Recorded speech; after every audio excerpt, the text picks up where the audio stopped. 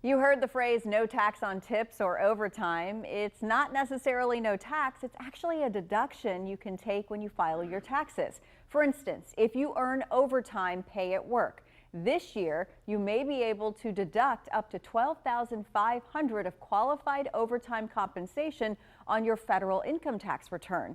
It's up to $25,000 for married people filing jointly. That deduction is gradually phased out if your modified gross income exceeds $150,000 or $300,000 for those who file jointly. Same goes for tips. There's a deduction this year. Michael Joyce with CW Advisors says for tipped workers, the maximum annual deduction is $25,000, which phases out for taxpayers with modified adjusted gross incomes over $150,000. $300,000 for joint filers. Another piece to that, and this would apply to overtime as well, and this is a new part of the tax law, is a lot of people that earn tips, when they file their taxes, they're taking the standard deduction.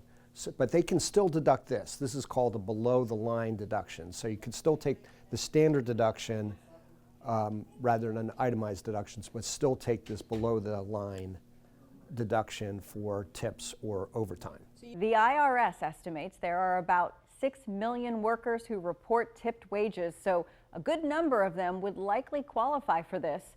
The overtime and tip deductions are temporary and only apply for the 2025 through 2028 tax years. A lot of the major tax software companies have actively prepared for this change, and you can always read more about it on irs.gov as well. With this Watching Your Wallet, I'm Rachel DePompa.